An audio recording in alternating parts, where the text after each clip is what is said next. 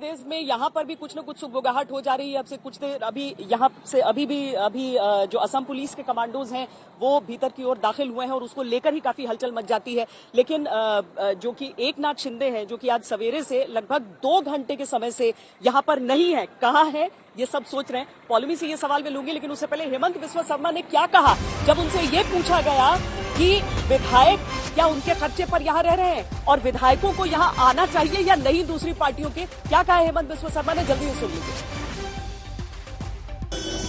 आपका मुंह से ही सुना कि और पहुंच रहा है, तो और भी पूरा देश का जितना विधायकगण है सबको मैं आमंत्रित करता हूं, असम में आइए।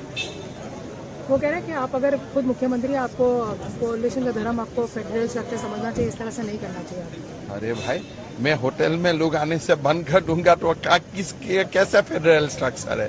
कल आप होटल बुक करेगा और मैं मना करूंगा कि देश में फेडरल स्ट्रक्चर चल रहा है और आसाम का होटल में आप मत आइए, तो ये थोड़े फेडरल स्ट्रक्चर इसको बोलता है। कितना दिन में सरकार बन जाएगी? मेरा पता नहीं है, लेकिन आसाम में जितना दिन रहेगा मेरे लिए खुशी का बात है कि रहिए। मैं तो सबको बुलाता हूँ, सब आइए आसाम में। आप उद्धव ठाकरे जी से क्या कहना चाहेंगे इस समय? आप भी वेकेशन में आइए आसाम में।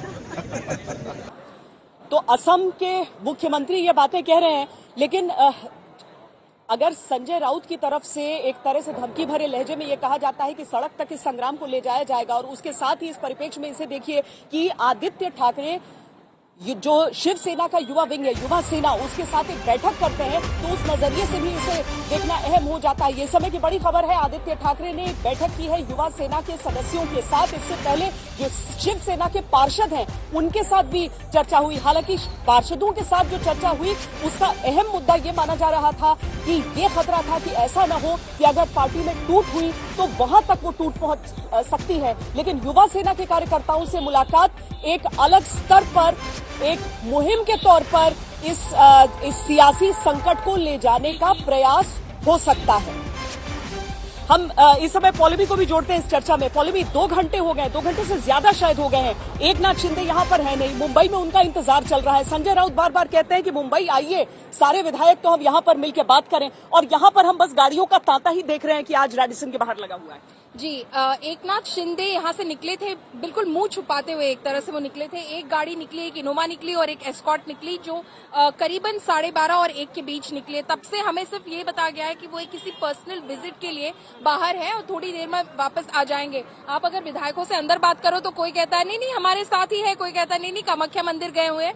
दोनों बातें गलत है। वो किसी पर्सनल मीटिंग्स के लिए गए हुए हैं। अब वो मीटिंग्स क्या है और क्या रंग लाएंगी ये तो तब पता चलेगा जब एकनाथ शिंदे वापस आएंगे। क्योंकि हम आपको ये भी बताएं कि यहाँ से जितनी भी गाड़ियां निकल रही हैं वो सब पूरी तरीके से डार्क शीशे उनके हैं, जिस तरह की कम से कम आप ये गाड़ी इस समय देख पा रहे हैं। तो अगर यहाँ से कोई निकल भी रहा है तो एक एस्कॉर्ट गाड़ी के साथ निकलते हुए, ताकि किसी तरह का कोई शक न हो, कोई गुंजाइश न हो, किसी को पता न चले, ताकि मूवमेंट हो रहा है या नहीं, किन नेताओं से मुलाकात हो रही है, कहाँ जा रहे हैं, ये सारी चीजें अभी अंडर कवर। बिल्कुल एस्कॉर्ट गाड़ियां निकलती हैं हर बार।